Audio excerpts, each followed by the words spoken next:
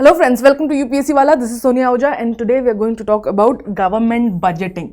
Indian Economy book series का ये 7th chapter है, so let's get started. क्या क्या टॉपिक हम कवर करने वाले हैं? इंट्रोडक्शन, कितने टाइप के बजट होते हैं, बजट प्रोसीजर क्या होता है, गवर्नमेंट अकाउंट और डेफिसिट्स क्या होते हैं और बजट के क्लासिफिकेशंस क्या होते हैं. आप देख रहे हो बहुत छोटा चैप्टर है, सिर्फ 6 ही टॉपिक है, लेकिन it's a very mighty chapter.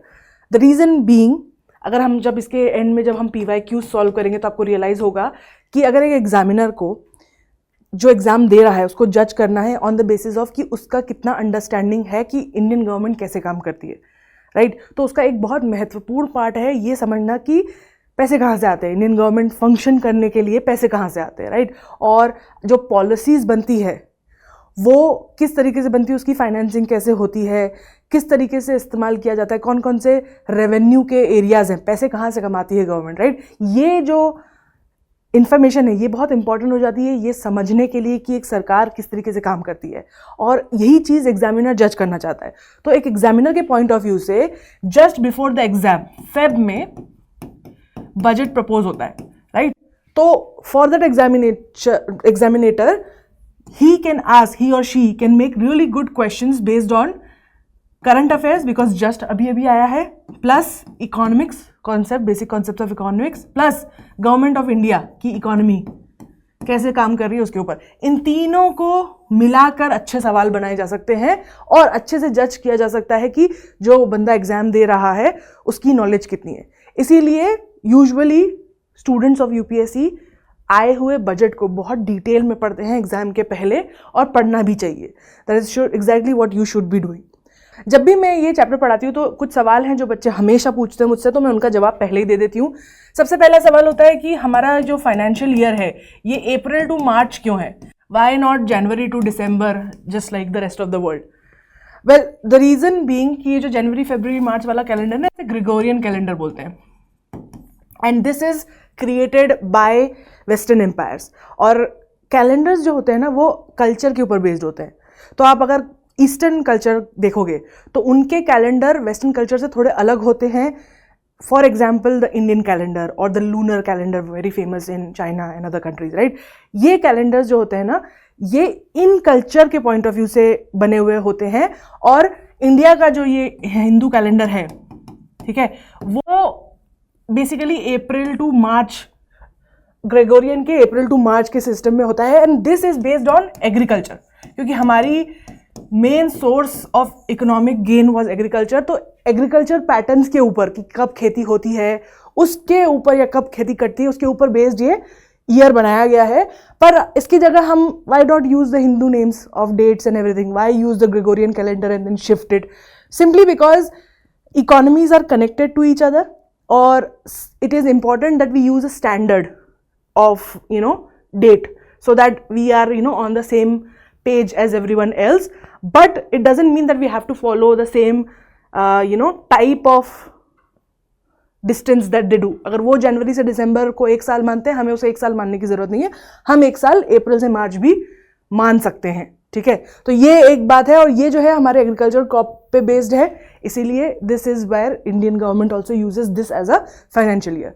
दूसरा क्वेश्चन आता है कि ma'am why is it on Feb में क्यों रिलीज होता है budget, propose budget, why not April, why not on 1st January. Well, according to the constitution article 112 it is prescribed कि हर साल last working day of February को budget propose होना चाहिए, क्योंकि उसके ऊपर डेलिब्रेशन होता है, एक्सेप्टेंस होता है, फिर उसको अप्लाई किया जाता है. लेकिन so for the longest period हम लोग इसे 28 फेब को ही करते थे, और यूजुअली 5 PM शाम के 5 बजे बजट आता था till I think 2017 Arun Jaitley के टाइम तक. उसके बाद it got change for 2 reason. One, this got change to 1st Feb because it was propose कि there is only 1 month left from 20th Feb to 1st April, और 1st April में budget के हिसाब से सारी पॉलिसीज़ को have to be updated, and this 1 month is very small time. इतना समय नहीं है जिसमें कि deliberation हो सके, मतलब सब कुछ has to be rushed because there is so less time. You have to understand this is not a budget of a household, it's a budget of a country. बहुत सारे एस्पेक्ट होते हैं। तो इस एक महीने में उन लोगों को डेलिब्रेशन भी करना है, पास भी करना है, और फिर सारी जो पॉलिसीज चल रही है गवर्नमेंट की उसके ऊपर इस बजट को अप्लाई भी करना है। तो क्योंकि this 1 month was not enough, so 2017 में इसे 20th फेब से चेंज करके 1st फेब कर दिया गया था, एंड हेंस सिंस देन हर साल बजट फेब 1 को अनाउंस होता है। अब 5 PM से 11 PM क्यों हुआ, सॉरी 11 AM अब जो है सुबह 11 बजे आता है। रीजन बीइंग हमारा जो ये कल्चर है of how the budget is presented, आप देखोगे everything is done exactly how it is done in Britain, ठीक है। तो अगर आपको याद होगा कि पिछले कुछ सालों तक एक लेदर बैग सूटकेस होता था, उसमें बजट आता था and it used to be shown, right, and that also is an activity that is very common, like that we have picked up from Britain. वहाँ पे भी प्राइम मिनिस्टर्स या financial minister है जो वो इस तरीके का लेदर सूटकेस लेके आता है when they are presenting the budget. और the reason why we used to do it at 5 PM is because Britain में 11 AM को किया जाता था, और जब वहाँ 11 AM होते थे तब यहाँ 5 PM होते थे, इसलिए इंडिया में 5 PM को किया जाता था because it is the official time for them. Okay, so we don't need to do it. We are an independent country. We don't need to follow Britishers. Hence, the reason why we shifted it to our 11 o'clock, which is the right time, which most of the countries also do that. वो अपने दिन की शुरुआत के पहले first half में usually अपना budget present करते हैं, and this is exactly what India is doing. We don't have to do it at 5 PM on British time. There's no need for it. So hence today the last 5-6 साल में आप देखोगे this is been the date जब budget propose होता है, and this is the reason behind it. Moving on, what is budget? आम भाषा में हम ये शब्द कई बार इस्तेमाल करते हैं, जैसे जब हमसे कोई पैसा मांगता है तो हम कहते हैं नहीं मेरे बजट में नहीं है अभी इस वक्त, या फिर कोई किसी से आप कुछ खरीदना चाहते हो, वो आपको एक प्राइस बताता है और आप कहते हो कि ये थोड़ा मेरे बजट के बाहर जा रहा है, तो हम बजट आम भाषा में कॉलिक्वली कैसे यूज़ करते हैं? हम कहते हैं कि हमारी जो एक्सपेक्टेड इनकम है कि हम कितना कमाते हैं और हम कितना खर्चा करने के लिए तैयार हैं, उसको हम बजट बोलते हैं। तो इकोनॉमिक टर्म में भी वही बजट होता है, ये एक एस्टिमेट होता है, ठीक है, कि मान के चल रहे हैं इतना आएगा, ठीक है। तो एस्टिमेट होता है इनकम का और एक्सपेंडिचर का, कि मान लो अगर मैं नौकरी करती हूँ और मैं 100 रुपये पर मंथ कमाती हूँ, तो मेरा एस्टिमेट इनकम क्या होगी? मुझे पता है कि मुझे कम से कम 1200 रुपये तो साल भर में मिल जाएंगे, क्योंकि दैट्स माई इनकम।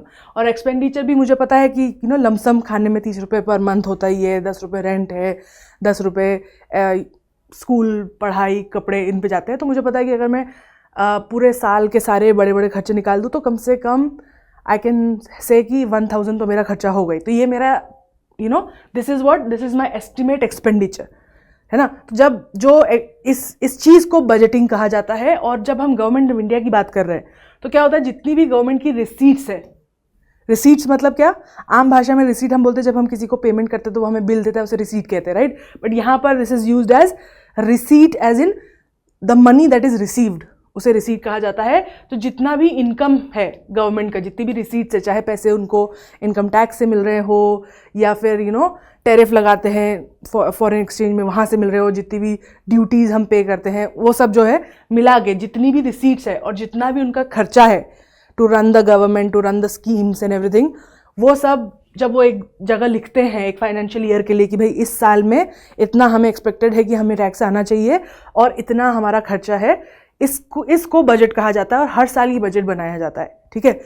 अभी 4-5 दिन पहले ही 2024 का बजट आया था, तो इस बार बहुत अजीब हुआ। हर साल, अब मुझे एक डिकेड हो गया है बजट फॉलो करते हुए, और हर साल जब बजट आता है तो पहली न्यूज़ आती है कि किसका फ़ायदा हो रहा है इस साल या किस पे छूट मिलेगी। बट इस साल इट वाज सो वियर्ड। सबसे पहला नोटिस जो मुझे आया था was about a video on the different saris that our finance minister was wearing through the years that she's been presenting, and initially मैं बहुत upset हो गई थी कि मैं इतने सालों से देख रही हूँ, मुझे तो कभी इस तरीके का सजेशन नहीं आया कि अरुण जेटली ने कौन से कपड़े पहने हैं या फिर पी चिदम्बरम ने कौन से कपड़े पहने हैं। I never saw it, but as soon as there is a female, instead of talking about the budget you talking about what she is wearing.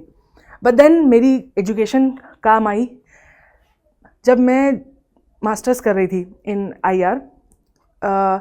There was a lecture on arts and aesthetics in politics. तो उस time पे मुझे ना वो बहुत फुद्दू लगता था कि क्या पढ़ा रहे हैं, but we still studied obviously. Now I think of it, it really help me to understand it. Arts and aesthetics वाले चैप्टर में बेसिकली पढ़ाया जाता था कि एक कल्चर की जो चीज़ें होती है जैसे कि कपड़े, ज्वेलरी, गाने, poems, all the things, food for that matter, how does these things impact politics? Okay, क्या इनके नॉट जस्ट पॉलिटिक्स बट इनकी वैल्यू क्या है इन टर्म्स ऑफ पॉलिटिक्स. और तब वहाँ पे एक डिस्कशन हुआ था कि usually men were very solid colours, right? They were blue, black, grey, and they're either always in formals and all, but women are allowed to wear a little more colorful clothes, right? You don't remember ever seeing Manmohan Singh in a chatak lal kurta, right? There's a reason for that. So ek tarike se the idea was that women bring a little less informality because they are allowed to wear more colors. In a way, socially acceptable for them to wear colors. You could never imagine Arun Jaitley wearing a lal kurta and coming to this, or wearing a light blue, purple, lilac kurta, right? That's not expected. So, very interesting thing. My initial thought was of anger, ki why are they talking about her clothes? But then later I realized ki it's good because not only is she coming in what most of the Indians wear, which is a sari, right? Most of the Indians, this is our traditional attire, and budget affects them the most because at the end of the day, who are the economists of a single household? Women run the household, right? उस point of view से देखो तो budget is being presented by a woman in a sari, a budget that affects women the most who also wear sari. So this is good. Second, I actually went and saw that video. पहले I was very skeptical, but then मैंने video देखा and then I realized कि जितनी भी saris she uses, they all come from various handlooms, handicraft places in Andhra Pradesh and South, and it kind of gave these Indian handicraft a push, which was nice. I personally was, मुझे भी मन करा कि I should read about these sarees and buy because they were really nice, and supporting Indian small industries, Indian art and craft for that matter. So yeah, that's something we learned. Even though जो suitcase वाली बात होती है ना कि पिछले कुछ सालों में, पिछले 90 सालों से बजट हमेशा एक लेदर टैन ब्रीफ केस में आता था, ठीक है? और आप देखोगे if you go back to Britain, आज भी वहाँ का फाइनेंस मिनिस्टर जो है वो इसी तरीके से बजट लेके आता है, एक टैन ब्रीफ केस में लेके आया जाता है. But this year you see the change. Instead of a tan bag, this is a red envelope with the emblem, and instead of papers there was a tablet. So this is also a nice change from we are moving away from our British colonial past. वहाँ पे ऐसा होता था, उसका ये ज़रूरी नहीं कि हमें ऐसा करना हो, right? We should follow our own culture. So from that point of view, I feel like this is a really nice step in that direction. Even this red envelope, पहले टैन सूटकेस होता था, उसमें papers होते थे, इस तरीके से present किया जाता था.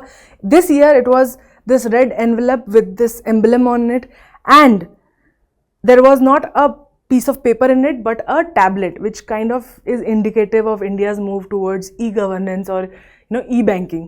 जितना ज़्यादा एक्सपांशन हुआ है उस सेक्टर में, वो भी रिप्रेजेंट करता है ये बात कि अब हम जो है पेपर नहीं यूज़ कर सकते, अब हम टैबलेट से बात कर रहे हैं.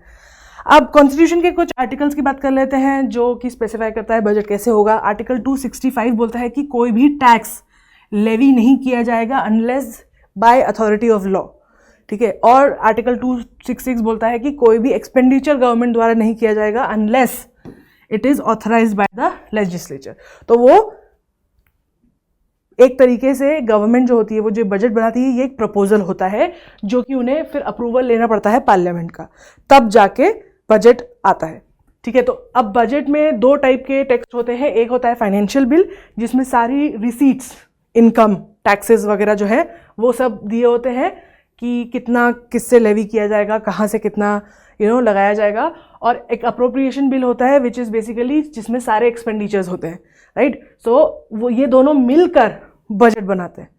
ओके, सो एक तरीके से जितना पैसा आएगा और जितना खर्चा होगा, this is a budget and it has two parts, financial bill and appropriation bill. Financial bill is article 110, appropriation bill is article 140, ठीक है? कौन बनाता है budget? Budget is prepared by the budget division, department of economic affair, ministry of finance. Moving on, article 112 की बात करते हैं. Basically what does it say is a president shall in respect of every financial year president हर साल दोनों houses के सामने एक बजट रखता है, ठीक है। ये इसे क्या बोलते हैं हम, एनुअल फाइनेंशियल स्टेटमेंट कहते हैं, विच इज़ द बजट। ये सारी रिसीट्स और एक्सपेंडिचर का एक एस्टिमेट होता है जो गवर्नमेंट जो है हर साल 1 अप्रैल से लेकर 31 अप्रैल के लिए बनाती है। जब ये अप्रूव होता है तब ये लागू होता है, ठीक है। हर बजट में 3 सेट ऑफ फिगर्स होते हैं। अब मान लो अगले साल का बजट इस साल के फाइनेंशियल ईयर में दिया जा रहा है, राइट। अभी जो ईयर चल रहा है, you will consider it as 23, right. 23 financial year 22 से 23 के बीच वाला। अब जब इस वक्त हम उसको प्रेजेंट कर रहे हैं, ठीक है, तो we are going to talk about the financial year. बात जो चल रही है वो 24-25 की चल रही है, राइट, है ना, next year, next financial year की। तो बजट किसके लिए दिया जाता है, नेक्स्ट फाइनेंशियल ईयर के लिए। तो एक तो वो डाटा होता है, दूसरा जिस ईयर में बजट दिया जा रहा है, which is current financial year, which is 23-24, right. तो इस ईयर में अभी तक बजट कुछ एक था, पिछले साल जो दिया गया था उसमें जो रिवीजन करना है, क्योंकि वो खत्म थोड़ा ना हुआ है साल, अभी साल में टाइम है ना, तो उसके ऊपर जो रिवाइज किया हुआ एस्टिमेट है वो दिया जाता है बचे हुए साल का। और पिछले साल के, विच इज इसके पहले वाला, विच इज 22-23, इस साल का अब सब कुछ अकाउंट्स क्लोज हो चुके हैं, तो एक तरीके से इसका है ना एनुअल एक्चुअल फिगर दिए जाते हैं कि जितना हमने बजट बनाया था, जितना हमने एस्टिमेट किया था, एक्चुअली में क्या हुआ, क्या कितना, कहाँ कमी हुई, कहाँ ज़्यादा खर्चा हो गया, कहाँ से कम टैक्स आए। मान लो हमने एस्टिमेट किया था कि इतने करोड़ टैक्स आएगा, लेकिन नहीं आया, इतना % लोगों ने टैक्स नहीं दिया, right, for whatever reason. तो वो सब जो है एक्चुअल फिगर्स लास्ट ईयर के, लास्ट फाइनेंशियल ईयर के, वो दिए जाते हैं। तो हर बजट में ये 3 चीज़ें होती है, अगले साल का एस्टिमेट, करंट ईयर का रिवाइज एस्टिमेट और पिछले साल के actual numbers. There can be 3 kinds of budget based on time period. पहला इज फुल बजट, दूसरा इज इंटरिम बजट एंड तीसरा is vote on budget. Full budget, as the name suggest, means budget of the entire financial year including all expenditure and all receipts. So हर साल जो budget बनता है वो। Interim budget जो है usually election year में बनता है, क्योंकि जब इलेक्शन होता है तो हो सकता है कि सरकार चेंज हो जाए, राइट। तो नाउ विल द न्यू सरकार follow the budget of the old सरकार? नो, न्यू सरकार will come and they will create their own budget, right. जैसे ही वो इलेक्ट होते हैं वो अपना खुद का बजट बनाते हैं, लेकिन तब तक क्या, जब तक इलेक्शन हो, क्योंकि इलेक्शन के बाद भी कमेटी बनने में थोड़ा टाइम लगता है, राइट। इवन अगर पूरी गवर्नमेंट चेंज हो गई, पॉलिटिकल पार्टी चेंज हो गई, तो थोड़ा टाइम लगता है गवर्नमेंट बनने में। तो उस ड्यूरेशन तक के लिए यूजुअली ऐसा कुछ कॉन्स्टिट्यूशन में दिया नहीं है, ये एक पॉलिटिकल पार्टीज़ ने अपने खुद ही एक अनरिटन कन्वेंशन बनाया है कि वो एक इंटरिम फाइनेंशियल स्टेटमेंट देते हैं, which is pretty much very similar to the full budget. Just the only difference is that कि there is a possibility it is made with then, मतलब ज़्यादा उसका डिस्कशन नहीं होता है पार्लियामेंट में उसके ऊपर। जितना डिबेट एक फुल बजट का होता है, जितना डिबेट पार्लियामेंट में हाउसेज में जितना फुल बजट के ऊपर होता है, उतना इंटरिम बजट को इतनी डिटेल में डिस्कशन नहीं किया जाता है, उसे हल्के में ही अप्रूव कर दिया जाता है, because there is an understanding that it will be change as the new government comes. Okay, so इसीलिए इंटरिम बजट जो है वो हर साल हर इलेक्शन ईयर में ही आता है। इस साल भी जो बजट आया है वो इंटरिम बजट ही है, because we have elections coming. Third is vote on account. अब मान लो कि किसी कारण से कोई भी इमरजेंसी हो गई, किसी भी कारण से डेलिब्रेशन में बहुत समय लग गया, राइट। बजट बना के दिया सरकार ने पार्लियामेंट को, और पार्लियामेंट ने जो डिस्कशन उसमें बहुत टाइम लग गया।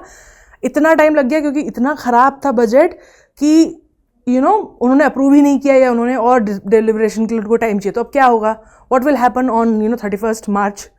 31 मार्च के बाद क्या सारे जितने भी एम्प्लॉयज़ हैं गवर्नमेंट के, उनको सैलरी नहीं मिलेगी? क्या जितना भी प्रोजेक्ट्स चल रहे हैं गवर्नमेंट के, वहाँ पे पैसे बंद हो जाएंगे, वो सारे प्रोजेक्ट बंद हो जाएंगे? नहीं। तो you need some sort of budget to figure out it, right. उसे वोट ऑन बजट कहते हैं। It's basically passed by the government that needs to carry on its activities. Basically constitution ने लोकसभा को ये एक ऑथराइज किया है कि वो कुछ समय के लिए सिर्फ एस्टिमेटेड एक्सपेंडिचर को ध्यान में रखते हुए एक बिल पास कर सकती है, एक बजट पास कर सकती है, जो कि सिर्फ एक्सपेंडिचर साइड पे होता है। It's only about appropriation bill, not about the taxes. मतलब कि टैक्स लेने वाले पे कोई बात नहीं कर रही है, बट 2 महीने के लिए 1/6 ऑफ द ईयर 2 महीने के लिए वो एक्सपेंडिचर कहाँ कहाँ होना है उसके बजट को अप्रूव कर सकती है। और जब तक फाइनल फुल बजट एक्सेप्ट हो तब तक के लिए बेसिकली, ताकि लोगों की जितने भी गवर्नमेंट के एम्प्लॉय उनकी सैलरी आती रहे, प्रोजेक्ट जो है वो बंद ना हो जाए, जो ज़रूरत है वो होती रहे, तो उसे वोट ऑन अकाउंट कहा जाता है। It deals with the expenditure side of the government, सिर्फ एक्सपेंडिचर साइड से काम करता है। Vote on account government obtains vote from the parliament for some sufficient to incur expenditure और various items part of the year. तो वो सबके लिए नहीं होता है, बस कुछ ऐसे एक्सपेंडिचर के लिए होता है जो बीच में रोके नहीं जा सकते, राइट। जैसे न्यूक्लियर फैसिलिटी है, ठीक है। अब आप न्यूक्लियर फैसिलिटी पे जो लोग वहाँ पे तैनात हैं, जो उसकी सेफ्टी का काम करते हैं, उनकी सैलरी नहीं बंद कर सकते ना, क्योंकि अगर उनको सैलरी नहीं दोगे तो वो नौकरी पे नहीं आएंगे, और nuclear power can not be left alone, it will be very detrimental. तो कई सारी ऐसी चीज़ें हैं जिनकी सैलरी जानना ज़रूरी है। You can not stop money flowing in that particular thing, they need to continue working. So ऐसी इंपॉर्टेंट चीज़ों का एक्सपेंडिचर का एक बजट जो है अलग से पास किया जाता है। यूजुअली ये 2 महीने का होता है, क्योंकि अकॉर्डिंग टू द कॉन्स्टिट्यूशन 1/6 के ईयर का होना चाहिए, उससे ज़्यादा नहीं होना चाहिए। सो this is a sort of like a security net. अब बात करते हैं बजट क्लासिफिकेशन की, कि थीम के बेसिस पे कैसे है। तो जीरो बेस्ड बजट बेसिकली क्या बोलता है कि ये फ्रॉम स्क्रैच बनाया जाता है और पिछले साल का कोई डाटा, कोई ट्रेंड यूज नहीं किया जाता है। मतलब कि आप जैसे हमें बजट बनाना है कि भाई अगले साल में क्या करने वाला हूँ, तो ये इस बेसिस पे होगा ना कि पिछले साल मेरे को जो इंक्रीमेंट मिला था सैलरी में, उसको अज्यूम करते हुए मैं मानूंगा कि मुझे आगे भी उतना इंक्रीमेंट मिलेगा, राइट। तो आई विल अज्यूम दैट। उसके बाद मुझे पता है कि भाई लास्ट ईयर 2020 से देखूँ मैं 2021 2022 में मेरा खाने पीने का या रेंट कितना बड़ा है, तो अज्यूम करूँगी आगे भी उतना ही बढ़ेगा, है ना। या मुझे पता है कि कुछ होने वाला है आगे और उसमें मेरा ज़्यादा खर्चा होगा, right. Maybe there some function, maybe somebody in my family is getting married, or somebody in my family is starting college education and I have to contribute to their college fees, right. I know something is going to happen that has happened in the past, might happen in the future, right. तो ये सब trend देख के budget बनाया जाता है। लेकिन अगर कोई बजट सिर्फ इंडिपेंडेंटली उस ईयर को देख के बनाया जाए और पुराने किसी ट्रेंड को देखकर नहीं बनाया जाए, तो उसे जीरो बेस्ड बजट कहा जाता है, ठीक है। Zero based budgeting is different from incremental conventional budgeting system. For example, if you prepare a budget for any particular department of ministry, all the expenses are calculated fresh rather than taking previous year's expenditure and just incrementing by some percentage. Usually क्या होता है कि हमें पता है कि rent जा रहा है पिछले 1 साल से, आगे भी जाएगा, 10 की जगह 11 रुपये हो जाएगा, हो सकता है हमारा rent, right.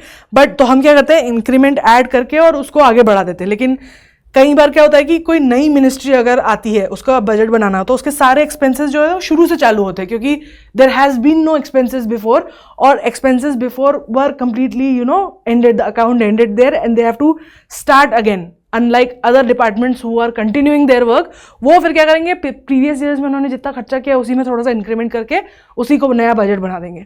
To ensure activities carried out are relevant for the accomplishment of objectives, excessive and unnecessary expenditure on various activities is identified and eliminated. तो यूजुअली ऐसा कब किया जाता है, जीरो बेस्ड बजट कब किया जाता है, जब जो भी एक्टिविटीज हो रही थी इस बजट पर इससे पहले वाले फाइनेंशियल ईयर में वो बिल्कुल नेसेसरी ना हो, या उसमें बहुत ज़्यादा पैसा खर्चा हो, या वो उस डायरेक्शन में नहीं हो जिस डायरेक्शन में वो जाना चाहते हैं, तो फिर वो लोग क्या करते हैं, पुराने वाले बजट को पुराने साल की जितने ट्रेंड है उसको पूरा खारिज करके शुरू से बनाते हैं बजट, बिना ये समझे कि पहले क्या हो रहा था।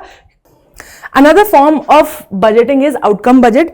एज द नेम सजेस्ट, किसी पर्टिकुलर आउटकम के ऊपर बेस्ड जब बजट बनता है तो उसे आउटकम बजट कहते हैं। This is an endeavour by the government to make sure कि उनके जो सपने हैं वो असली में हो सके, मतलब जो उन्होंने इमेजिन किया है कि इस तरीके की सोसाइटी हो जाना चाहिए, उसको पाने के लिए जो बजट की जरूरत है, जो स्कीम्स की जरूरत है, उसको हम आउटकम बजट में बोलते हैं।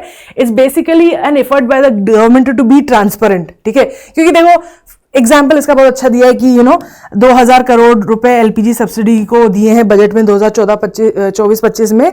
तो उसका एम क्या है, क्यों एलपीजी पे स्पेंड कर रहे हैं, because they want to make sure कि कम से कम 9 करोड़ हाउस होल्ड को एलपीजी गैस मिल सके। अब ये जो है, this is part of a larger things that the government want to do. एक तो we want to make sure कि लकड़ी चूल्हे से ज़्यादा अच्छा है कि लोग एलपीजी गैस यूज करें, because it's cleaner, it's better for their health. ठीक है। दूसरा, LPG as compare to kerosene and other forms is better. We are also trying to constantly increase our dependency from oil to LPG. तो उस Endeavour में हमारे कई सारे international agreements हमने साइन करे, जिसमें India is wanting to work towards environment. तो उसके काम करने के लिए ज़रूरी है कि इंडिया जो है अपने देश में इन सब दूसरे जो तरीके की एनर्जी उसका यूज कम करे। तो वो सब करने के लिए जरूरी है ये। तो ये ऑब्जेक्टिव जो है ये क्वांटिफेबल ऑब्जेक्टिव है, और इसके लिए जब बजट बनता है तो उसे आउटकम बजट कहा जाता है। तीसरा है gender budgeting. Gender budgeting basically ये आइडिया है कि जितनी भी प्रोग्राम्स और स्कीम्स बनते हैं उनको एक तरीके से टू मेक देम इन सच अ वे कि जो जेंडर गैप है सोसाइटी में हमारे वो पूरा हो सके। क्योंकि आज भी education, employment, internship, public life opportunities को लेकर there is one gender who has more opportunities than the other one. ठीक है। उसको पूरा करने के लिए किस तरीके से हम पॉलिसीज प्लान कर सकते हैं, प्रोग्राम्स बना सकते हैं, और किस तरीके से स्कीम्स बने, उनका रिसोर्स अलोकेशन हो, इम्प्लीमेंटेशन हो, मॉनिटरिंग हो, ऑडिट हो, और उसका कितना इंपैक्ट हुआ, उसका असेसमेंट हो, ये सब from the point of view of gender gap किया जाता है। एक तरीके से एम क्या है, गवर्नमेंट चाहती है कि वो जेंडर इक्वालिटी प्रमोट कर सके। जेंडर बजट इंश्योर करता है कि जितने भी बजटरी कमिटमेंट्स हैं, मतलब आप कह तो रहे हो, जैसे एक घर देख लो, घर में हम जो main head of the house है वो कह रहा है कि इस घर में सब लोग बराबर है। ठीक है। लेकिन जो पैसा स्पेंड किया जाता है वो कितना उस घर के मेन मेंबर्स के लिए किया जाता है और कितना फीमेल मेंबर्स के लिए किया जाता है, वो अगर आप देखोगे तो आपको रियलाइज होगा कि वो बोल तो रहे हैं कि we want gender equality, but action में नहीं दिख रहा है। Same is the case on the national platform कि हम सोसाइटी, मतलब हमारी गवर्नमेंट और हमारी जो कॉन्स्टिट्यूशन है, लॉ है, वो तो बोल रहा है कि हाँ भाई everyone is equal, men and women, but are we actually doing something to make sure they are equal? This is where gender budget comes in. ये इंश्योर करता है कि जेंडर के इशू को बजट में लाके भी उसके भी बात की जाए कि पैसे कहाँ, मतलब कौन सी स्कीम्स है और कैसे वो स्कीम्स को हम चेंज कर सकते हैं या आगे बढ़ा सकते हैं इस तरीके से कि उससे जेंडर इनक्वालिटी कम हो। ये जो स्टेटमेंट है पहले इंडियन बजट 2005-06 में पहली बार आया था, और ये यूजुअली यूनियन बजट के साथ में ही इंट्रोड्यूस किया जाता है। ठीक है। अब दो हिस्से होते हैं, दो पार्ट्स होते हैं जेंडर बजट के। पहला पार्ट होता है कि include schemes with 100% allocation for women. तो कुछ चीजें हैं, कुछ स्कीम्स ऐसी है जो सिर्फ वुमेन के लिए ही है, राइट। जैसे फॉर एग्जांपल आज अगर आप जाओगे तो there are lot of schemes on women when they are pregnant, they are given, if they go to the hospital for delivery, they are given some amount of money or they are given some certain medicine and food or something, right? So ये इस तरीके की schemes है कुछ जो सिर्फ focus करती है on health of women and children, right. So Beti Bachao Beti Padhao, उजाला, महिला शक्ति केंद्र, आंगनवाड़ी, ये सब का फोकस 100% वुमेन पे है। पार्ट बी में बेसिकली एम ये है कि जो ऑलरेडी स्कीम्स है जो सबके लिए है उसमें एटलीस्ट 30% फंड जो है वो वुमेन रिलेटेड इशू से या फीमेल रिलेटेड इशूज से जाए। For example mid day meal. अब मिड डे मील प्रोग्राम तो हर बच्चे के लिए है ना, all students studying in a government school irrespective of gender, but the idea ये है कि उसका 30% should be focused on women, so that not technically तो 50% होना चाहिए, बट वी नो कि इतनी ज्यादा फीमेल बच्चे नहीं आते हैं स्कूल्स में as compared to. So the idea about putting this 30% funds towards it, so that there will be an effort made by the schools to actually get the female students and make sure कि female student drop out ना करें। तो उन्हें special थोड़ा सा attention दिया गया है from budget point of view से, so that they can go ahead. So these are two types of gender budgeting. अब बजट प्रोसीजर की बात करते हैं कि प्रोसेस क्या है, कैसे बनता है। तो as we all know 120 article के हिसाब से first working day of February 11 बजे बजट दिया जाता है। लोकसभा में जो मिनिस्टर हैं, फाइनेंस मिनिस्टर, वो स्पीच देते हैं और अपना बजट जो है वो प्रेजेंट करते हैं।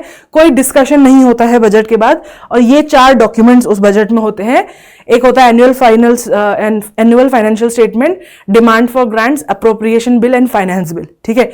Annual financial statement as in it gives like आप बोल सकते हो मोटा मोटा क्या करना चाहते हैं इस फाइनेंशियल ईयर में, क्या हमारी एक्सपेक्टेशन है, कितनी चीज़ों को, किन चीज़ों पर हम फोकस करना चाह रहे हैं, वो आता है।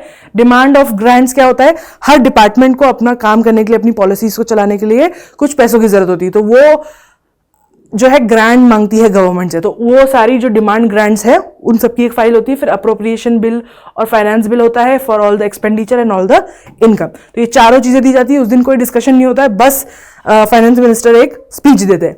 उसके अगले दिन एक जनरल डिस्कशन होता है। जनरल डिस्कशन में कुछ नहीं होता है, बस एक ऊपर से एग्जामिन किया जाता है कि बजट में क्या है, कि कहाँ मेन इश्यूज क्या है, कि मतलब जैसे बड़े बड़े इश्यूज होते हैं ना, कि एजुकेशन की पूरी फील्ड को टोटल कितना बजट का हिस्सा दिया गया है, आर्मी को कितना दिया गया है, डिफेंस फोर्सेस को कितना दिया गया है, और how much is being spend on IT, how much will affect the food industry and so on. तो बड़ी बड़ी बातें होती है, जनरल डिस्कशन होता है, और ये यूजुअली अगले दिन होता है। लेकिन उसके बाद जनरल डिस्कशन के बाद जो है देयर इज अ एडजर्नमेंट, कुछ दिनों के लिए, फिक्स नंबर ऑफ डेज के लिए पार्लियामेंट एडजर्न हो जाती है। Because the idea is this, 1 फरवरी को आपने बजट प्रेजेंट किया और उससे 31 मार्च तक you have to make sure कि फाइनेंस बिल पूरा कंप्लीट हो जाए।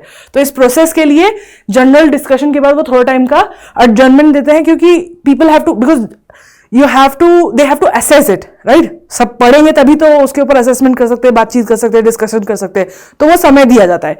अब इस ड्यूरेशन में पता है क्या किया जाता है, डिपार्टमेंटली रिलेटेड स्टैंडिंग कमिटीज बनाई जाती है, जो हर एक डिपार्टमेंट की जो ग्रांट है उसको बेसिकली रिव्यू करती है और उस पर एक रिपोर्ट बनाती है, जनरल डिस्कशंस करती है कि अच्छा मिनिस्ट्री ऑफ फॉरेन अफेयर्स ने हमको ये बजट ये दिया है कि ये वो करने वाले, तो एक डिपार्टमेंट बनेगा जो सिर्फ उस पर फोकस करेगा, एक डिपार्टमेंट जो सिर्फ एजुकेशन पे, एक डिपार्टमेंट जो सिर्फ हेल्थ पे बात करेगा, राइट। अलग अलग डिपार्टमेंट बांट दिए और हर किसी को, जो हर डिपार्टमेंट या फिर मिनिस्ट्री की जो भी ग्रांट है उसको रिपोर्ट लिखने के लिए बोलते हैं। फिर ये रिपोर्ट जो है एक तरीके से हाउस को एक फिक्स पीरियड के बाद दी जाती है, और ये फिक्स पीरियड आगे नहीं बढ़ाया जाता है। मतलब कि अगर आपको 5 दिन दिए हैं तो 5वें दिन आपको प्रेजेंट करनी है रिपोर्ट, 6ठा दिन नहीं मिलेगा। ये रिपोर्ट जो है इसको पढ़ने के बाद the standing committee presents at the house Lok Sabha and the house proceeds to discuss and vote on demands for the grants ministry wide. तो एक एक करके एक एक मिनिस्ट्री के बारे में बात की जाती है, जो भी रिपोर्ट बनाई गई है उससे। फिर क्या होता है, उसके बाद टाइम दिया जाता है डिस्कशन करने के लिए, फिर वोटिंग होती है डिमांड ड्राफ्ट पे, और हर स्पीकर, मतलब जो है ना, speaker in the consulate with the leader of the house, जो स्पीकर है वो लीडर ऑफ द हाउस के साथ मिलकर तैयारी करता है वोटिंग करने की, और इस प्रोसेस को गिलेटिन बोला जाता है। गिलेटिन आपको पता है क्या है, it's old French way of execution. Blade आके ऐसी टेढ़ी ब्लेड होती है, गिरती है, सिर कट जाता है, वो guillotine. The reason why it's nicknamed guillotine is because यहां से अगर पास हुआ, वोट हुआ तो आगे बढ़ेगा, नहीं हुआ तो गया, ठीक है। तो it's like sort of a final guillotine moment, कि यहाँ पे अगर उन्होंने वोट आउट कर दिया तो वो आगे नहीं बढ़ेगा, वो ग्रांट नहीं मिलेगी। फाइनली कंक्लूड होता है, इवन दो प्रेजेंट राज्यसभा में किया जाता है, लेकिन राज्यसभा में सिर्फ डिस्कशन होता है, पर वोट जो है लोकसभा में ही होते हैं, ठीक है। फिर भी एट द एंड माना यही जाता है कि दोनों की तरफ से पास हो गए हैं, पर वोटिंग जो होती है वो लोकसभा में ही होती है। फिर उसके बाद जब ये हो जाता है तो अप्रोप्रिएशन बिल आता है। इसमें सारी जितनी भी जब डिमांड फॉर ग्रांट्स कंप्लीट हो जाती है, उसके बाद अप्रोप्रिएशन बिल इंट्रोड्यूस किया जाता है अकॉर्डिंग टू आर्टिकल 114। इसमें गवर्नमेंट बेसिकली अथॉरिटी दी जाती है गवर्नमेंट को कि वो जो कंसोलिडेटेड फंड है इंडिया का, उसमें से पैसे खर्चा कर सकते हैं किसके ऊपर। फिर अगर कोई भी अमेंडमेंट परमिसिबल नहीं होते, अगर एक बार आपने अप्रोप्रिएशन बिल सबमिट कर दिया तो उसके बाद उसमें आप कुछ चेंज नहीं कर सकते, वो होगा पास या नहीं होगा, देयर इज नो चेंज, ठीक है। अपॉन अप्रूवल, अगर अप्रूव हो जाता है तो अप्रोप्रिएशन बिल जो है वो अप्रोप्रिएशन एक्ट बन जाता है, और उसके बाद वो एक्सपेंडिचर बेसिकली गवर्नमेंट को यस मिल जाता है, क्योंकि गवर्नमेंट को हमने शुरू में पढ़ा ना, द गवर्नमेंट नीड्स लॉ की authority to actually be able to do any spending. तो ये एक तरीके से वो थम्स अप है कि हाँ continue, we seen where you want to spend the money, here I am giving you permission to use the consolidated fund. एक बार जब अप्रोप्रिएशन बिल पास हो जाता है, उसके बाद फाइनेंस बिल आता है। फाइनेंस बिल प्रेजेंट किया जाता है, इसमें बताया जाता है कि गवर्नमेंट किस तरीके से प्रपोजल देती है कि how are we going to earn the money, where the money is going to come from. फिर उसके बाद प्रपोजल में अमेंडमेंट प्रपोज किए जाते हैं, अगर कोई होते हैं तो ये 75 डेज के अंदर इंट्रोड्यूस किए जाने चाहिए। उसके बाद जब उसके ऊपर वो हो जाता है, अग्री हो जाता है, तो उसे फिर फाइनेंस एक्ट कर दिया जाता है। एंड इसके पॉइंट ऑफ व्यू से रेवेन्यू एस्पेक्ट बनता है बजट का। अप्रोप्रिएशन और फाइनेंशियल बिल जो होते हैं ना, वो दोनों मॉनेटरी बिल्स के अंदर आते हैं। दोनों ही बिल राज्यसभा के पास जाते हैं अप्रूवल के लिए, लेकिन वोटिंग सिर्फ लोकसभा ही करती है और एक्सेप्ट रिजेक्ट सिर्फ लोकसभा ही कर सकती है। इवन दो दोनों ही मतलब बात करते हैं, लेकिन जब लोकसभा उसे पास कर देती है तो it is said that it is passed by both houses. Okay, now let's talk about supplementary demand for grants. अब दो तरीके की डिमांड्स होती है ग्रांट की, supplementary and demand for excess grant. Supplementary तब मांगी जाती है जब मान लो कि अभी कुछ दिन पड़े हैं फाइनेंशियल ईयर खत्म होने में, राइट। ये यूजुअली फाइनेंशियल ईयर खत्म होने से पहले अगर आपको और पैसे की जरूरत है किसी पर्टिकुलर पॉलिसी के लिए, किसी डिपार्टमेंट को, मान लो कुछ ऐसा हो गया जिसके कारण उन्होंने जो टारगेट रखा था वो पूरा नहीं हो पाया and you need more money, तो तब अगर आपको पैसे चाहिए, if the funds that are already given to you deemed inadequate, in that case when you ask for government to give you more money, it is known as supplementary demand draft. Now demand for excess grant is basically जब उसके बाद होता है कि जैसे मान लो पूरा साल खत्म हो गया, ठीक है, आपको एक्स अमाउंट दिया गया था, एक्स अमाउंट में आपने बोला कि हमने ये कर दिया, फिर आप बोल रहे हो कि अब अगले साल के लिए वी नीड इससे और ज्यादा पैसा, ठीक है। आप हमें 100 रुपए दे रहे थे इस ईयर के लिए, फाइनेंशियल ईयर के लिए, नेक्स्ट ईयर 100 रुपए प्लस अनदर 50 रुपीज चाहिए फॉर दिस पर्पज। तो ये उस तरीके की अगर डिमांड होती है तो उसे डिमांड फॉर एक्सेस ग्रांट कहा जाता है। ये जो है दिए हुए को एक्सेस कर देती है, मतलब जो ऑलरेडी दिया जा रहा है उसको एक्सीड करने की डिमांड है। और यूजुअली ये कंट्रोलर एंड ऑडिटर जनरल जो है इसकी रिपोर्ट को देखता है और फिर एक तरीके से वेरीफाई करता है कि हाँ ये लोग जो बोल रहे हैं वो सही है, कि लास्ट ईयर इतना पैसा खर्चा हुआ, उससे ये टारगेट हुआ, और आगे अगर इसको आगे बढ़ाना है तो उसके लिए इतने और इतने पैसे की जरूरत और पड़ेगी। अगर वो अप्रूव करता है तो फिर ठीक है, फिर उसके बाद पब्लिक अकाउंट कमेटी इसको रिव्यू करती है और प्रोवाइड करती है रिकमेंडेशन, ठीक है, रिपोर्ट देती है हाउस को। और एक बार जब रिपोर्ट मिल जाती है फिर अब ये लोकसभा डिसाइड करेगा कि whether they want to approve this grant और नॉट, ठीक है। तो सप्लीमेंट्री जो होती है वो यूजुअली फाइनेंशियल ईयर के बीच में मांगी जाती है, और डिमांड फॉर एक्सेस ग्रांट जो है यूजुअली एक्चुअल एक्सपेंडिचर और कंक्लूजन हो जाता है साल का, उसके बाद मांगी जाती है। अब बात करते हैं गवर्नमेंट अकाउंट्स की। तीन तरह के अकाउंट्स होते हैं गवर्नमेंट के। पहला is consolidated fund of India, दूसरा is contingency fund of India, और तीसरा इज पब्लिक अकाउंट फंड। इसको समझने के लिए let's assume that I am the person who earns in the family, ठीक है, मैं कमाती हूं, मेरे परिवार में मान लो 5 और लोग हैं। अब जब मेरे पास 2 अकाउंट है, एक है मेरा अकाउंट 1, एक है मेरा अकाउंट 2, ठीक है। उसके अलावा I keep a small bag, a purse at home, जिसमें मैं थोड़ा पैसा रखती हूं जो कि मेरे परिवार वाले मुझसे मतलब कभी भी खर्चा कर सकते हैं जब उनको चाहिए, ठीक है। ये और मैं ही कमा रही हूं इस घर में, बाकी सबकी नीड्स भी मेरे से ही हो रही है, ठीक है। अब मान लो मैं जो जॉब करती हूं उस जॉब की सैलरी मेरे फर्स्ट अकाउंट में आती है, ठीक है, और यहां से मैं सारे बिल्स पे करती हूं, ठीक है, रेंट, खाना, दुनिया भर के जितने भी बिल्स है वो यहां से पे होते हैं। फिर उसके बाद मैं इसी में से जो सैलरी है इसी में से कुछ हिस्सा हमेशा अपने घर के इस पर्स में डाल देती हूँ। फिक्स अमाउंट है 500 रुपए मान लो, ये 500 रुपए हमेशा इस पर्स में रहते हैं, और ये 500 रुपए मैंने मेरे परिवार को बोल रखा है कि अगर सडनली घर में कोई खर्चा आ जाता है जब मैं नहीं हूं, ठीक है, या मैं कुछ और कर रही हूं और suddenly you don't have time to ask me, you can take money from this 500, spend it, और जब मैं वापस आ जाऊं तो मुझे बता देना किस चीज पे खर्चा हुए हैं। और फिर मान लो इसमें से उन्होंने सपोज करो 300 खर्चा कर दिया किसी इशू में, तो मैं क्या करूंगी, वापस से उसको रिप्लेनिश कर दूंगी अपने ही फर्स्ट अकाउंट से, ठीक है। तो ये हो गया। तो दिस इज योर पर्स जिसमें आपके इमरजेंसी के लिए रख रहे थे। और फिर ये तीसरा अकाउंट है, ये तीसरा अकाउंट बेसिकली मुझे जितना भी साइड बिजनेस अगर मैं कोई करती हूँ, या मुझे कोई खर्ची मिलती है, या मुझे कोई गिफ्ट मिलता है, या मान लो मैंने कोई अपनी पुरानी चीज थी, टीवी या कोई मोबाइल फोन, वो बेच दिया, ठीक है, तो मुझे एक्स्ट्रा पैसे आए, तो वो पैसे मैं इस अकाउंट में रखती हूँ। ये अकाउंट में से मैं किसी को नहीं पूछती कि कैसे खर्चा करना है, ठीक है, या कोई मुझसे नहीं पूछता है, मैं भी किसी से नहीं पूछती हूँ।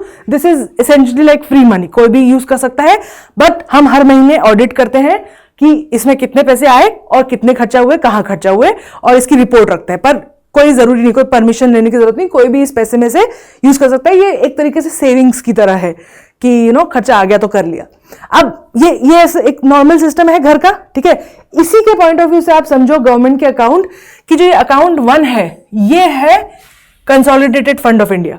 इसमें जो है जितने भी डायरेक्ट इनडायरेक्ट टैक्सेस हैं, जितनी भी रिसीट्स आती है गवर्नमेंट की, रेलवे से, पोस्ट से, गवर्नमेंट पीएसयू से, जितने भी लोन गवर्नमेंट से लेती है थ्रू इधर पब्लिक नोटिस, ट्रेजरी बिल्स या किसी भी फॉरेन गवर्नमेंट से या फॉरेन इंस्टीट्यूशन से हमने कोई लोन लिया है, आईएमएफ से, वर्ल्ड बैंक से, तो वो सब जो है वो ये तीनों चीजें, सारे पैसे जो इन जगह से आते हैं ये इसमें रखे रहते हैं। ये आपकी गवर्नमेंट की मेन अर्निंग है, जो जैसे मैंने बताया ना कि मेरे जॉब की सैलरी अकाउंट 1 में आती है, तो ये है अकाउंट 1।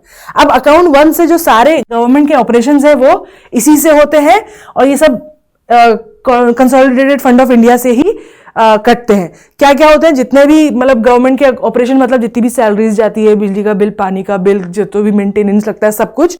उसके अलावा जितने भी डेट रीपेमेंट है, मतलब कि अगर मैंने कोई लोन लिया तो मुझे उसको अगर वापस करना है तो वो भी इसी से कटेगा। और अगर स्टेट, कोई सी भी स्टेट है, यूनियन टेरिटरी, उसको अगर सेंटर से लोन लेना है वो भी कंसोलिडेटेड फंड से ही जाता है। उसके अलावा कोई भी विड्रॉल नहीं हो सकता बिना पार्लियामेंट की परमिशन के। पार्लियामेंट की परमिशन के बिना कोई भी अकाउंट 1 से पैसा नहीं निकाल सकता, क्योंकि ये मेरा सैलरी अकाउंट है, ठीक है। मैं सारे बिल इसमें से भरती हूँ और इसमें से आप मेरे से पूछे बिना पैसे नहीं निकाल सकते, right. So this is there, और इसका जो है ऑडिट होती है और प्रेसिडेंट ऑफ इंडिया को जो है रिपोर्ट दी जाती है। This has been made with article 266 of constitution, ठीक है, 266(1). अब कंटिजेंसी फंड इज बेसिकली जो पर्स हमने बोला ना घर पे रखा हुआ, जिसमें हर वक्त कुछ पैसा रखा रहता है, जो यूज करने के लिए मुझसे पूछने की जरूरत नहीं है, ठीक है, और वो यूज कर सकते हैं। यूज करने के बाद हम बाद में डिस्कस कर सकते हैं कैसे यूज किया, कहाँ यूज किया, और अगर निकाल गए हैं पैसे तो मैं उसको रिप्लेनिश कर दूंगी। तो वो एक तरीके से इंडिया का कंटिजेंसी फंड है। इसमें अगर कुछ रिजर्व फंड रखा जाता है कुछ स्पेसिफिक नीड के लिए, और इसकी ओवरसाइट होती है ministry of finance. For example अभी कोविड हुआ था तो सडनली बहुत सारे पैसे की जरूरत पड़ी थी to give medicine, to make sure that suddenly बहुत सारे लोगों के जॉब्स चले गए, right, and people were dying of hunger. तो गवर्नमेंट जब हेल्प करने आई थी तो वो हेल्प किस पैसों से कर रही थी, कंटिजेंसी फर्म से कर रही थी, ठीक है। गवर्नमेंट जो है अनएक्सपेक्टेड जो एक्सपेंस है वो इस अकाउंट से कर सकती है। जैसे मैंने कहा मेरा परिवार है वो उस पर्स में से पैसे निकाल सकता है। जब निकाल लिए, immediate relief from natural disaster and implementation of new policy. Suddenly अगर कुछ नया हो जाता है और कुछ सडन खर्चा आ जाता है तो इमीडिएट डिजास्टर, नेचुरल डिजास्टर को के लिए इसमें से पैसा निकाला जा सकता है। मतलब कि मुझसे परमिशन लेने की जरूरत नहीं, मैं बीइंग द लोकसभा और राज्यसभा ऑफ द मतलब of the place, okay, of the house. अब इसके बाद क्या होता है, जब ये हो जाता है, जब खर्चा हो गया उसके बाद एक बिल प्रेजेंट किया जाता है जिसमें कि एक तरीके से पूरा एक्सपेंडिचर दिखा जाता है कि कितना पैसा था, कितना खर्चा किया, क्या हुआ। फिर एक बार पार्लियामेंट इसको जब अप्रूव कर देती कि हाँ हाँ ठीक है, आपने 300 रुपये खर्चा करे, ये 300 रुपये में से 100 रुपये इस पर खर्चा करे, 200 रुपये उस पर खर्चा करे, दोनों लेजिट थे, दोनों जरूरी थे, यू डिड वेल। जब एक बार मैंने अप्रूव कर दिया तो क्या होगा, फिर मैं अपने जो रिप्लेनिश करूंगी कंसोलिडेटेड फंड को, क्योंकि उसमें एक फिक्स अमाउंट रहता है, ठीक है। तो मैं क्या करूंगी, अपने जो मेन अकाउंट है अकाउंट 1, उससे मैं इसमें उस पर्स में फिर 300 रुपये और जाके डालूंगी, वापस उसको 500 रुपये कर दूंगी। So that's is exactly what is done here. उसके बाद पहले जो है इंडिया के कंसोलिडेटेड फंड में 500 करोड़ होते थे, लेकिन 2021-22 में इसको अब 30,000 करोड़ कर दिया गया है। तीसरा is public account of India. अब ये जो अकाउंट है ना, ये is separate from the account 1। इसमें कहां से पैसा आता है, जितनी भी बैंक सेविंग है, जितनी भी मिनिस्ट्रीज है, हर मिनिस्ट्री के अपना अपना एक अकाउंट होता है, राइट, जहां वो अपना पैसा रखती है और खर्च करती है एज नीडेड। वहां पे उनकी जो भी सेविंग्स है, वो जितना भी नेशनल स्मॉल सेविंग फंड्स है, डिफेंस फंड्स है, नेशनल इन्वेस्टमेंट फंड, जैसे मान लो कोई डिसइन्वेस्टमेंट किया, कोई पीएसयू थी, गवर्नमेंट की कंपनी थी, उन्होंने बेच दी, जैसे अभी एयर इंडिया टाटा को बेचा, तो उससे जो पैसा मिला वो सब, और जितने भी प्रोविडेंट फंड और पोस्टल इंश्योरेंस और ये सब जो होते हैं ना गवर्नमेंट के पास रहते हैं, वो सब इस सेकंड अकाउंट में रखे जाते हैं। गवर्नमेंट को इसको यूज करने के लिए परमिशन नहीं चाहिए होती है। हर साल इसके में से हुए एक्सपेंडिचर को ऑडिट किया जाता है और फिर जो है एक साल एनुअल ऑडिट किया जाता है, बस हर साल देखा जाता है कि हाँ अच्छा इसमें इतना पैसा आया यहाँ से और इतना खर्चा हुआ, इस पर खर्चा हुआ एक तरीके से। और फिर this was constituted under article 266(2) of the constitution. अब बात करते हैं बजट क्लासिफिकेशन के बारे में। आर्टिकल 112 क्या बोल रहा है? The budget must distinguish the expenditure on revenue account from other expenditures which is capital account. Simple भाषा में हम बोल सकते हैं कि मेरा एक अकाउंट है जिसमें कि मेरी सैलरी आती है, राइट? तो मान लो मैं 100 रुपये पर महीने कमाती हूँ, तो मुझे पता है 1200 रुपये पर ईयर उसमें आएंगे, उसमें से मेरा खर्चा चलता है। अब ये अलग बैलेंस शीट है। इसके अलावा जो मान लो हमारे पूरे फैमिली में जितने एसेट्स हैं, मम्मी के पास जितने गहने हैं, पापा के पास जितना लैंड है, और लोग हमारे पास जितनी व्हीकल्स है, ये सब जो है ये कैपिटल है, एसेट्स है। इनकी अकाउंटिंग अलग की जाती है, क्योंकि इन दोनों को साथ में अगर रखते हैं ना तो कंफ्यूजन होता है, simply because this is daily, मतलब ये जो है हर रोज चेंज होता रहता है, वेयरएज कैपिटल जो है वो हर रोज चेंज नहीं होती है, और जब वो होती है तो बड़ा अमाउंट होता है। अगर आप लैंड खरीदते हो तो वो बहुत बड़ा अमाउंट होता है, कार खरीदते हो बहुत बड़ा अमाउंट होता है, वेयरएज ये जो डेली का खर्चा है ये कंप्लीटली डिफरेंट है ना। तो इसीलिए आर्टिकल 112 क्या बोलता है कि जो बजट है वो अपने रेवेन्यू अकाउंट को और दूसरे एक्सपेंडिचर अकाउंट कैपिटल बजट से अकाउंट से अलग करना चाहिए। तो that means our budget has two type of budgets, one is revenue budget and other is capital budget. ठीक है, रेवेन्यू बजट मतलब कितना रेवेन्यू रिसीट्स आई, मतलब कितना इनकम गवर्नमेंट ने को आई इस साल में और कितना उस गवर्नमेंट ने खर्चा किया। वहीं कैपिटल रिसीट्स इज बेसिकली कितना पैसा, ये उनकी हर साल की कमाई नहीं है, ठीक है, ये कभी आता है कभी नहीं आता है और यूजुअली बड़े अमाउंट में आता है। और कैपिटल एक्सपेंडिचर इज मान लो कि इनहेरिटेंस मिला, ठीक है, दादाजी के बाद दादाजी का पैसा मिल गया और उससे हमने मान लो कोई घर खरीद लिया, तो वो सब यहां पे आएगा। और रेवेन्यू के भी दो टाइप होते हैं, एक टैक्स से आता है डायरेक्ट और इनडायरेक्ट टैक्स, और एक दूसरा नॉन टैक्स रेवेन्यूज आते हैं। तो now let's understand each of these. Revenue receipt जो होती है ना, ये बेसिकली हमें पता है, हमने लास्ट ईयर जब लास्ट क्लास में जब बैंकिंग पढ़ा था तो हमने क्या बोला था, मान लो आप बैंक हो, तो अगर आपके पास कोई पैसा डिपॉजिट करता है तो वो बैंक की क्या होती है, अगर आप बैंक हो तो वो आपकी लाइबिलिटी होती है, क्योंकि किसी ने आपको पैसा दिया है, आपको उसको वापस देना, तो ये आपकी लाइबिलिटी है, रिस्पॉन्सिबिलिटी है। तो सिमिलरली गवर्नमेंट की जो ये रेवेन्यू रिसीट्स होती है, क्योंकि मान लो गवर्नमेंट जो है एक बैंक की तरह काम कर रही है, तो ये जो पैसा होता है रेवेन्यू का, ये लाइबिलिटी नहीं क्रिएट करना चाहिए, ठीक है, इन द सेंस कि ये पैसा ऐसा नहीं होना चाहिए जो गवर्नमेंट के ऊपर लाइबिलिटी क्रिएट करे, और इससे गवर्नमेंट की कोई असेट भी कम नहीं होनी चाहिए, ठीक है।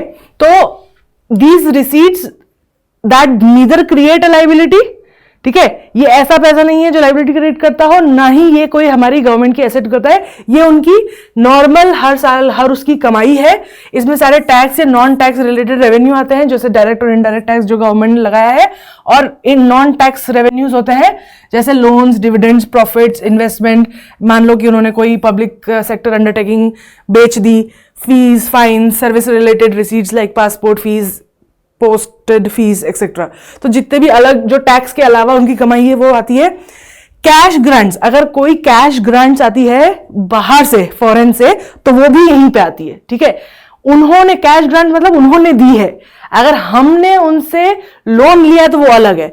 This is when they are giving us a grant, ठीक है, वो भी इसी में आती है। फिर रेवेन्यू एक्सपेंडिचर क्या होता है, ये बेसिकली अगेन ये वो खर्चा है जिससे ना तो आपकी कोई असेट बन रही है, ठीक है, ये आम खर्चा जैसे रोटी पे खर्चा, रेंट पे खर्चा, ये सब खर्चा, ठीक है, इससे ना तो आपकी कोई एसेट बन रही है, आप कोई ऐसी चीज नहीं खरीद रहे हो जो एज अ एसेट हो, लगे आप गोल्ड खरीद रहे हो, घर खरीद रहे हो, ये सब नहीं है, और इससे कोई लाइबिलिटी रिड्यूस नहीं होनी चाहिए। मतलब क्या, you are not paying any rent, मतलब अगर आपने किसी से उधार लिया हुआ है तो आप वो वापस कर रहे हो, उसे रेवेन्यू रिसीट नहीं कहा जाता है, ठीक है। मान लो जैसे मैंने पुराना वाला एग्जांपल जो भी लिया था हमने, कि अगर मैं घर चला रही हूँ, मेरे you know if I have 5 people living in my family, I am the one earning, तो मैं जितना भी खर्चा करती हूँ खाने पे, स्कूल पे, एजुकेशन पे, हेल्थ पे, वो सब will come under revenue expenditure. लेकिन मान लो हमने कार खरीदी, उसका EMI है, वो इसमें नहीं आएगा क्योंकि इट इज रिड्यूसिंग लाइबिलिटी, ठीक है। मान लो हमने किसी से लोन लिया था, उसको हम चुकता कर रहे हैं, तो वो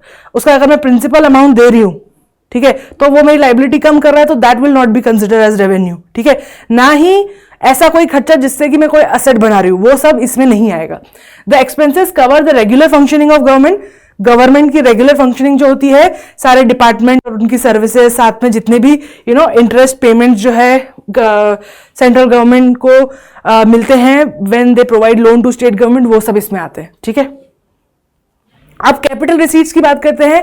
कैपिटल रिसीट्स वो है जो लाइबिलिटी क्रिएट करती है, मतलब ये किसी और का पैसा हमारे पास है या फिर ये हमारे असेट्स को रिड्यूस करती है। कैपिटल रिसीट्स मतलब ये पैसा है, रिसीट्स मतलब पैसा मिलना, इनकम, बट ये ऐसी इनकम है जो हमारी लाइबिलिटी बढ़ा रही है, मतलब हमने किसी और से पैसा लिया है या फिर हमारे एसेट, या फिर हमने जैसे मान लो अपना कोई एसेट है उसको गिरवी रख दिया है, तो वहां से जो पैसा उठाया उसे हम कैपिटल रिसीट्स बोल सकते हैं। इसमें क्या क्या आता है, किसी भी पब्लिक सेक्टर से अगर हम गवर्नमेंट ने पैसा उठाया तो वो यहाँ पे आता है। गवर्नमेंट ने अगर आरबीआई से या किसी बैंक से बोरोइंग करी है, ट्रेजरी बिल्स, डेटेड सिक्योरिटीज, या किसी भी अदर फाइनेंशियल इंस्टीट्यूशन से पैसे लिए तो वो आएगा। कोई अगर लोन लिए हैं फॉरेन गवर्नमेंट और इंटरनेशनल ऑर्गेनाइजेशन से तो वो यहाँ पे आएंगे। कोई भी लोन हम रीपेमेंट कर रहे हैं तो वो अगर मतलब कोई लोन जो सेंट्रल गवर्नमेंट ने कभी दिया था और उसका रीपेमेंट हो रहा है तो वो सब भी इसी में आएगा। स्मॉल सेविंग स्कीम्स, जो भी लोग पैसे रखते हैं, इंश्योरेंस के पैसे देते हैं, प्रीमियम्स, या फिर जो पीएफ कटता है, ये सब जो गवर्नमेंट के पास रखा जाता है ये सब। और नेट प्रोसीड्स टू सेल, मतलब कि अगर कोई भी गवर्नमेंट अपनी कोई चीज बेच देता है और उसके ऊपर जो पैसा मिलता है वो यहाँ पे रखा जाता है। तो मैंने जब वो पुराना वाला एग्जांपल है उसमें याद है, अकाउंट 1 जिसमें सैलरी आती है और अकाउंट 2 जिसमें बाकी सब होता है, ये अकाउंट 2 है, ठीक है। अब यहाँ पे क्या होता है इन दिस कैपिटल एक्सपेंडिचर, क्या होता है कैपिटल एक्सपेंडिचर, ये ऐसा खर्चा है जिससे या तो एसेट क्रिएट होती है या फिर लाइबिलिटी रिड्यूस होती है। मतलब कि ये वो खर्चा है जो अगर मैं करती हूं तो या तो मैं कोई नई एसेट खरीद रही हूं, ठीक है, या तो मैं उन पैसे से, कैपिटल के वाले पैसे से, या तो मैं लोन, जैसे अगर हम कैपिटल रिसीट्स क्या है, लोन लिया ना मैंने, तो मैंने बैंक से लोन लिया, अब ये पैसे अगर मैं अपने घर में खर्चा कर रही हूं तो फिर दैट्स नॉट राइट। हमेशा हम लोन तब लेते हैं जब हमें ऐसी चीज खरीदनी होती है जो हम अदरवाइज अपनी सेविंग से नहीं ले सकते, right. So that means when we are buying a loan we are creating an asset, okay. और या तो फिर हम रीपेमेंट करते हैं कि हमें किसी को पैसा देना था, इसके लिए हमने लोन लिया, तो लाइबिलिटी कम करता है। अगर कोई भी एक्सपेंस है, जैसे फॉर एग्जांपल अगर गवर्नमेंट ने कोई से लैंड एक्वायर करा, कोई बिल्डिंग, मशीनरी, इक्विपमेंट परचेस करा ऑन बिहाफ ऑफ गवर्नमेंट, या फिर उन्होंने कोई भी एडवांसेस या लोन्स रीपेमेंट करे, ठीक है, तो वो सब जो है कैपिटल एक्सपेंसेस में आते हैं, ठीक है। नाउ गवर्नमेंट डेफिसिट, डेफिसिट क्या होता है, डेफिसिट इज, मान लो मुझे पता है कि मैं 100 रुपए कमाती हूँ महीने, तो मेरे 1200 रुपए हैं साल के। अगर मैंने साल के एंड में 1400 रुपए खर्चा कर दिए तो मैं 200 रुपए डेफिसिट में हूं, ठीक है। जितना मैंने कमाया है उससे ज्यादा मैंने खर्चा किया है, तो उसे डेफिसिट कहते हैं। 3 प्रकार के डेफिसिट होते हैं, revenue, fiscal and primary. Revenue simply means कि जो 2 शुरू के रेवेन्यू अकाउंट है, हमने बात की थी 2 तरीके के अकाउंट है, रेवेन्यू वाला जिसमें से डेली का खर्चा होता है, जिसमें मेरी जॉब की सैलरी आती है, उस अकाउंट में अगर डेफिसिट है, मतलब कि कितना जॉब से मुझे पैसा आ रहा है और कितना मेरे घर के खर्चे में हो रहा है खर्चा, इसमें अगर डेफिसिट है तो उसे रेवेन्यू डेफिसिट कहा जाता है। फिस्कल डेफिसिट तब होता है जब बेसिकली कैपिटल अकाउंट को इंक्लूड कर लो और फिर टोटल लगाओ और उसमें अगर डेफिसिट है तो उसे हम फिस्कल डेफिसिट बोलते हैं। और प्राइमरी डेफिसिट कुछ नहीं है, it's fiscal deficit minus interest, क्योंकि एक तरीके से इंटरेस्ट जो है आप लोन को दे रहे हो, राइट। ये ऐसा खर्चा है जो मतलब it's expenditure that you are not doing towards gaining something, ठीक है। तो इसीलिए कभी कभी क्या होता है, अगर आपने किसी कंट्री ने बहुत ज्यादा लोन ले रखा है तो उसका इंटरेस्ट भी उतना ज्यादा होगा, तो अगर उसको भी आप ऐड करके डेफिसिट को देखोगे ना तो डेफिसिट ठीक नहीं लगता, क्योंकि उसमें हम पता नहीं कर सकते कि एग्जैक्टली कितने पानी में है हमारा सिस्टम। क्योंकि आप मान लो अगर मैंने बोला कि मैं 1400 रुपए डेफिसिट में हूं, तो आप बोलोगे 1200 को मैं 1400 रुपए कर दिए, लेकिन अगर मैं आपको ये बताऊं कि ये 1400 रुपए इसलिए हुए हैं क्योंकि इसमें से 200 रुपए मैं और जो है लोन पेमेंट कर रही हूँ हर महीने, क्योंकि हमने एक कार खरीदी है और वो कार से हमें एडिशनल इनकम हो रही है, तो ये जब तक पूरी पिक्चर नहीं समझ में आएगी इट विल फील लाइक कि मैंने 200 रुपए एक्स्ट्रा खर्चा कर दिए, मैंने अपनी चादर से बाहर पैर फैला लिए, राइट।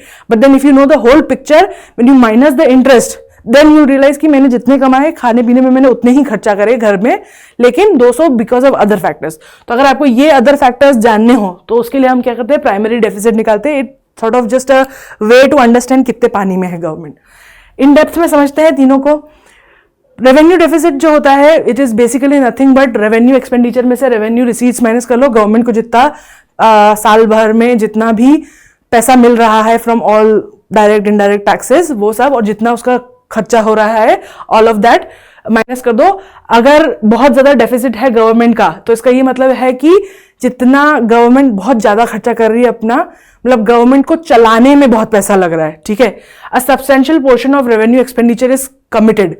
अब क्या होता है, कुछ जो रेवेन्यू एक्सपेंडिचर होता है ना उसमें से कुछ तो ऐसा होता है जो फिक्स होता है कि सैलरी जानी, अगर आपको सरकार चलानी है तो आपको इतने एक्स नंबर ऑफ लोग चाहिए काम करने के लिए, उनकी सैलरी जाएगी ही जाएगी, ठीक है। तो कुछ जो हिस्सा होता है वो कमिटेड होता है, और बचा हुआ जो होता है वो यूजुअली ऐसा खर्चा किया जाता है जिससे, मतलब गवर्नमेंट खर्चा करती है जिससे कि आगे हमारी और ग्रोथ हो। जैसे मैंने बोला ना आपको कि हम 1200 रुपए कमाएं, 1200 रुपए खर्चा करें, लेकिन ये जो 200 रुपए हैं, ये 200 रुपए जो मैंने खर्चा करे, अगर मैंने लोन लिया, कार ली, अब क्या होगा, I will be saving money जब हमें बाहर जाना हो।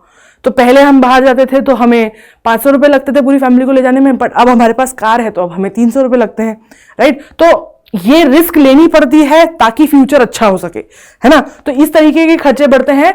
तो अगर ऐसा होता है कि गवर्नमेंट का खुद का खर्चा बहुत ज्यादा है, ठीक है, और उसकी खुद की डेफिसिट बहुत ज्यादा हो रही है, तो इसका ये मतलब क्या है, वो पैसे कहाँ काटेगा, यहां तो काट नहीं सकता क्योंकि ये तो कमिटेड है। तो इवेंचुअली गवर्नमेंट वहीं पे पैसा काटेगी कि जहां पे हम आगे एक्सटेंड ना कर सके, ऐसे कोई चीजें ना कर सके जिससे कि हमारा आगे फायदा हो। तो क्या होता है, अगर रेवेन्यू डेफिसिट बहुत ज्यादा होता है तो यूजुअली जो है ये इट इज अनडिजायरेबल, क्योंकि इससे आगे की ग्रोथ और डेवलपमेंट कंट्री का रुकता है, ठीक है। तो इसलिए रेवेन्यू डेफिसिट जो होता है वो अच्छी बात नहीं होती है, ठीक है। अब फिस्कल डेफिसिट जो होता है वो टोटल जितना एक्सपेंडिचर हुआ है माइनस टोटल जितनी रिसीट है एक्सेप्ट बोरोइंग, जो उधार लिया है, लोन कमाई नहीं होता, जितना टोटल खर्चा प्लस टोटल रिसीट्स जो है उसको हम, उसमें अगर ये ज्यादा है तो फिर उसे हम फिस्कल डेफिसिट बोलते हैं। ये रिफ्लेक्ट करता है कि गवर्नमेंट की टोटल बोरोइंग कितनी है, कितना पैसा सरकार ने इस वक्त उधार पे ले रखा है। Domestic borrowing involves government debt securities like treasury bills, dated security, often purchased by commercial banks to fulfill SLR, statutory liquidity ratio. Other financial institutes and RBI also require these securities. Basically, इसमें क्योंकि जो fiscal deficit है उसमें सारे source से जितनी भी borrowing है सब इंक्लूडेड होती है, इसलिए it also has all the small interactions that are there in forms of treasury bills and securities that banks और गवर्नमेंट आरबीआई के साथ मिलकर करती है in order to make sure कि इतनी लिक्विडिटी रहे सिस्टम में। तो वो सब भी इसमें इंक्लूडेड होते हैं। एक तरीके से ये आपको टोटल गवर्नमेंट की फाइनेंशियल हेल्थ बताता है, ठीक है। Fiscal deficit is crucial indicator of assessing governments financial health and overall stability of the economy.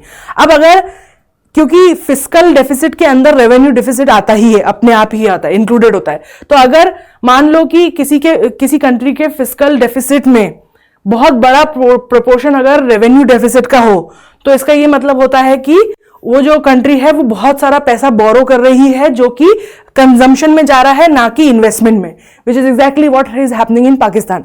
Pakistan whenever they are taking loans ना, instead of investing it in the economy to make the economy better, ताकि उसका review में ना income बढ़ सके, वो उस पैसे को इस्तेमाल करती है अपनी सरकार चलाने में, and hence they are in that circle. तो वो ऐसा बेसिकली एक हेल्दी गवर्नमेंट का ये निशानी होती है कि उसकी रेवेन्यू डेफिसिट जो है वो उसके फिस्कल डेफिसिट का छोटा सा हिस्सा हो। तो इस यहाँ पे देखो बेसिकली क्या किया है, फिस्कल डेफिसिट क्या होता है, जितना टोटल एक्सपेंडिचर हुआ है माइनस जितना टोटल क्या बोलते हैं रिसीट्स आई है, माइनस एक्सेप्ट बोरोइंग, उधार छोड़ के, ठीक है। तो टोटल एक्सपेंडिचर कितना है, revenue expenditure plus capital expenditure, और टोटल रिसीट्स कितनी है, revenue receipts and capital receipts, right.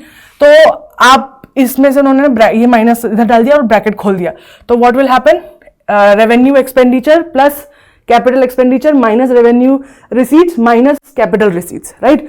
अब रेवेन्यू रिसीट्स को माइनस को यहां ले आए, तो revenue expenditure minus revenue receipts plus capital expenditure, और यहां से माइनस कैपिटल रिसीट्स।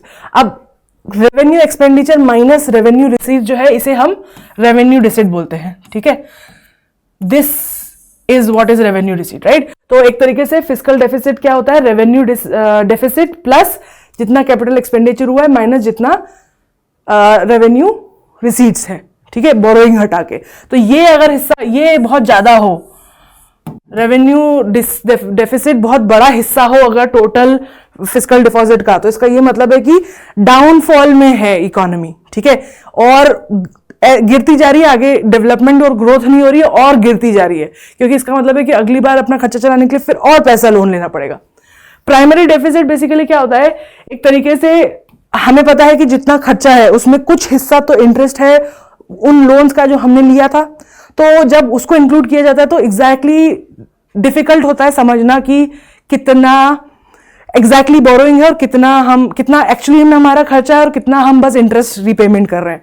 तो इसके लिए क्या होता है, primary deficit is fiscal deficit minus the net interest liabilities, मतलब कि कितना हमें टोटल डेफिसिट है, फाइनेंशियल डेफिसिट टोटल वाला, उसमें से जितनी भी हमें इंटरेस्ट देना है उसको माइनस कर देते हैं, क्योंकि वो तो it's basically showing something else. The primary deficit highlights the current fiscal imbalances in the government's budget, excluding interest obligation on the accumulated debt. तो एक तरीके से वो हमें टोटल बताता है कि अगर इंटरेस्ट हटा के कि कितना डेट में है एक गवर्नमेंट, ठीक है। अब बात करते हैं इफेक्टिव रेवेन्यू डेफिसिट और इफेक्टिव कैपिटल एक्सपेंडिचर की। देखो, वी सेड कि जितना भी रेवेन्यू एक्सपेंडिचर है ये कोई भी फिजिकल या फाइनेंशियल असेट क्रिएट करने में इस्तेमाल नहीं होता है, राइट। रेवेन्यू एक्सपेंडिचर जो होता है वो आम खर्चों में इस्तेमाल होता है, ठीक है। पर उसके कारण एक प्रॉब्लम आती है अकाउंटिंग में, क्योंकि हम बोल रहे हैं जो हम ग्रांट्स देते हैं, सेंट्रल गवर्नमेंट जो यूनियन टेरिटरीज या फिर स्टेट गवर्नमेंट्स को जो ग्रांट देती है उन्हें it calls as revenue expenditure, right. लेकिन जब स्टेट गवर्नमेंट इस पैसों का इस्तेमाल करते हैं तो देन वो इनहेरेंटली असेट्स बनाते हैं which are then owned by state government. So technically तो आप जो रेवेन्यू एक्सपेंडिचर है उससे स्टेट गवर्नमेंट के एसेट्स बना रहे हो, जो आते तो इवेंचुअली अंडर द गवर्नमेंट ही है, राइट। तो इसके लिए क्या होता है, गवर्नमेंट ना एक अलग तरीके से कैलकुलेट करती है रेवेन्यू एक्सपेंडिचर, जिसमें कि वो जब बेसिकली जितना वो पैसा गवर्नमेंट्स को देती है, स्टेट गवर्नमेंट और यूनियन टेरिटरी को, उसको एक्सक्लूड कर देती है ग्रांट को, उसे हम इफेक्टिव रेवेन्यू डेफिसिट बोलते हैं।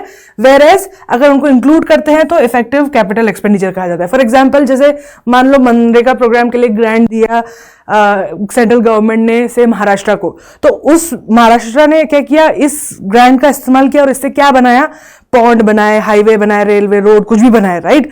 सो अब ये जो एसेट्स क्रिएट हुई ये कहा जाएगी, क्योंकि हमने कहा कि रेवेन्यू रिसीट से कोई एसेट नहीं बननी चाहिए, है ना।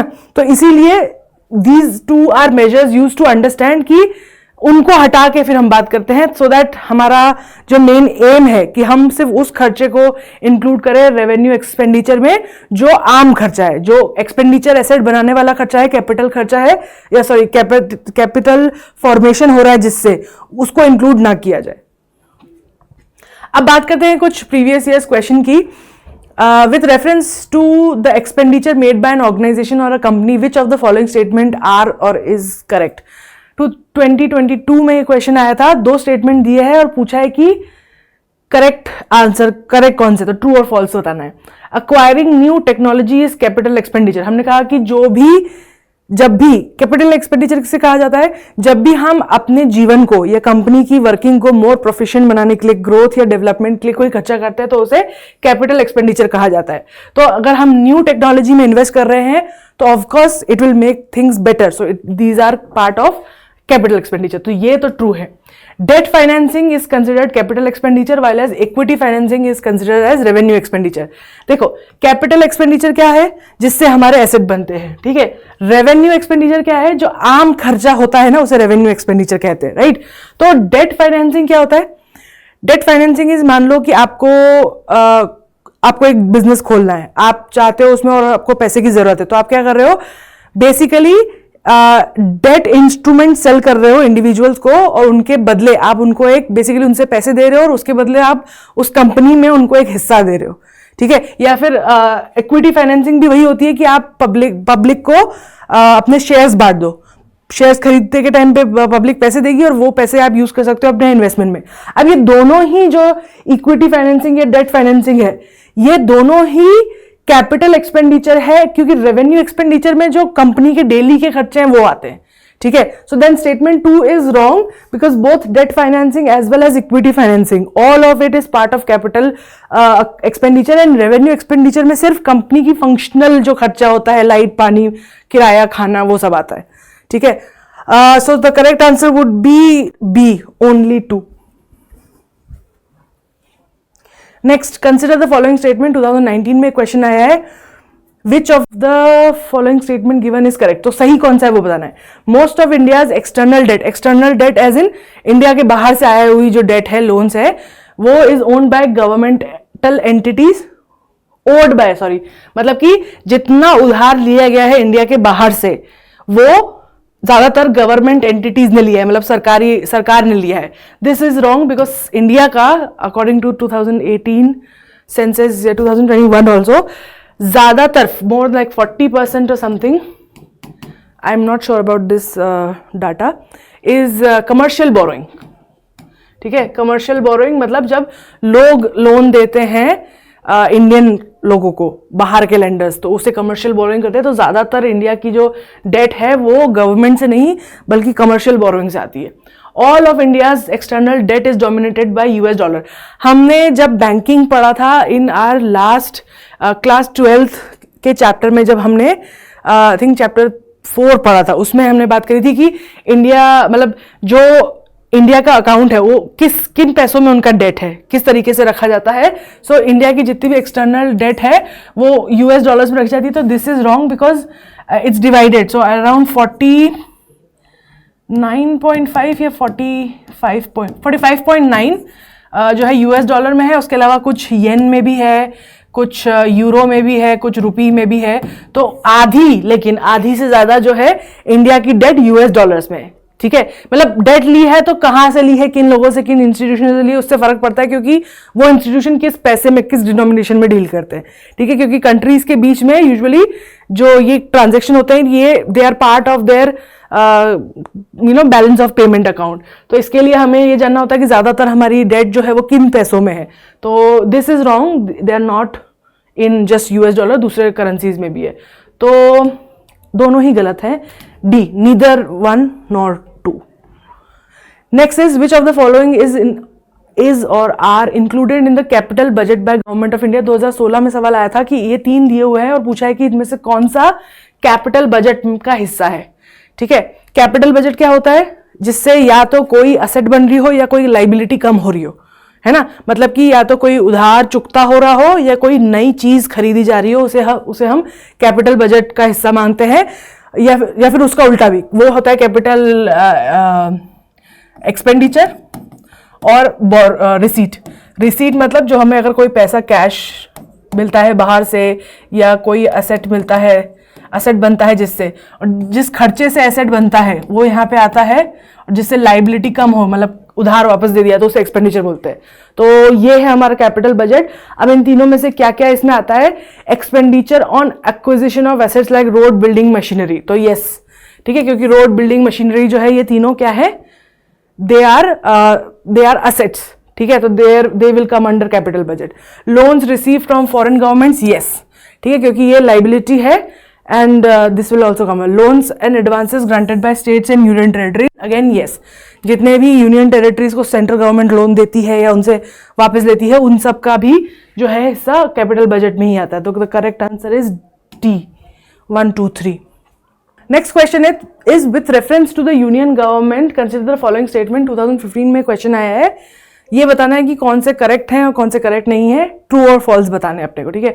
First is department of revenue is responsible for preparation of union budget. No, it's department of economic affairs जो है वो बनाता है बजट। तो first one is false. No amount can be withdrawn from consolidated fund of India without the authorization of parliament of India. True, ये आपका salary account, account 1, इसमें से अगर आपको विड्रॉ करना है so you must take permission from parliament. Third, all, तो this is true, है ना, all the disbursement made from public account also need to be authorised by the parliament. This is false. Public account अपना वो second account है, right, जिसमें इधर उधर से पैसा आ रहा है। लोग जो अपना प्रोविडेंट फंड में पैसा रखते हैं, इन्वेस्टमेंट, इंश्योरेंस वगैरह में रखते हैं, वो सब पैसा गवर्नमेंट के पास रखा रहता है, वो they are part of public account and they, और यूजुअली गवर्नमेंट को पार्लियामेंट की परमिशन लेने की जरूरत नहीं है पब्लिक अकाउंट से पैसा खर्चा करने के लिए, इसकी बस ऑडिट होती है। तो दिस इज ऑल्सो फॉल्स, तो correct answer is C, only 3। Next 2011 में ये क्वेश्चन आया था, when the annual union budget is not passed by the Lok Sabha. अब प्रेजेंट हो गया और लोकसभा ने उसको पास नहीं किया, तो क्या होता है, budget is modified and presented again, no. Once it's rejected, it's rejected. The budget is referred to Rajya Sabha for suggestion. No, राज्य सभा तो कुछ भी नहीं करती है, सिर्फ वो रिव्यू कर सकते हैं, रिपोर्ट दे सकते हैं। At the end of the day Lok Sabha को ही उसको पास करना होता है, तो वो वापस राज्यसभा को भेजने का कोई मतलब नहीं है।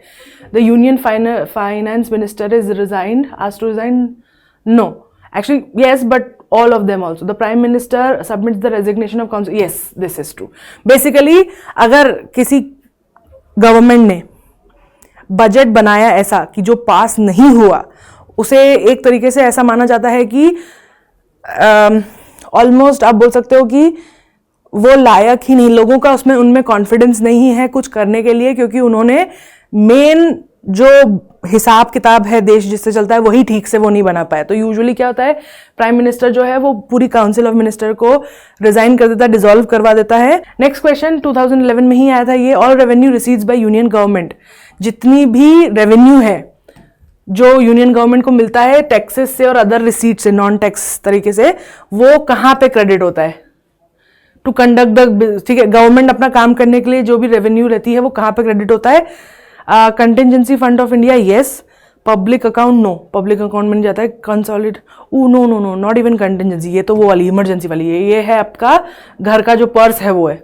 इधर भी नहीं होता है, पब्लिक अकाउंट में भी नहीं होता है। कंसोलिडेटेड फंड ऑफ इंडिया, ये आपका प्राइमरी अकाउंट है। Deposits and advances fund, no, ठीक है, तो the correct answer is C, consolidated fund of India. Next question is, the authorisation of withdrawal of funds from consolidated fund of India must come from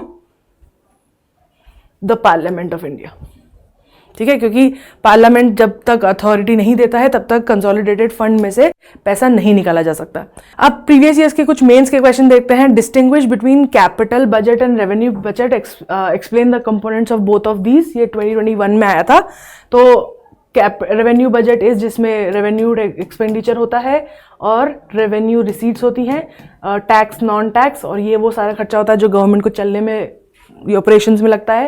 capital budget के अंदर भी capital revenue होता है और receipts होती है और capital expenditure होता है। ये वो सब खर्चा होता है जो आपकी एक तरीके से देश की जायदाद है ना, उसका जो हिसाब रहता है वो कैपिटल बजट होता है, और जो डेली का उनका साल टू साल खर्चा होता है और कमाई होती है वो रेवेन्यू होता है। So we have already studied this. Next is, one of the intended objective of Union Budget 2017-18 is to transform, energize, clean India. Analyze the measure proposed in the budget of 17-18 to achieve this objective. ये 2017 में आया था, तो उस वक्त 2017-18 का budget आया था। मैंने कहा था ना आपको शुरू में कि कई बार दिस इज द रीजन हमें हमेशा एग्जाम के जस्ट पहले आए हुए बजट को पढ़ना चाहिए इन डिटेल, क्योंकि अब इसमें ये पूछा गया है कि हम जो बजट, यूनियन बजट प्रपोज किया है उसमें बात करी थी कि इंडिया को ट्रांसफॉर्म करेंगे, एनर्जाइज करेंगे और क्लीन करेंगे। तो ऐसा क्या क्या प्रपोज किया गया है इस बजट में, कहाँ कहाँ पे पैसा अलोकेट किया गया है इस ऑब्जेक्टिव को रीच करने के लिए, तो उसे स्पेसिफाई करना है। और इसका answer you can give just by reading thoroughly. मतलब अगर ऐसा क्वेश्चन अगेन 2024 में आता है तो ये जो अभी बजट आया है ये अगर आपने थोरोली पढ़ लिया तो you will be able to answer this question for the next exam if it ever comes. So that's all for today. If you have any more questions related to this topic, please write them in the comment and I'll answer them in the next class. Thank you for listening. Have a nice day. Bye.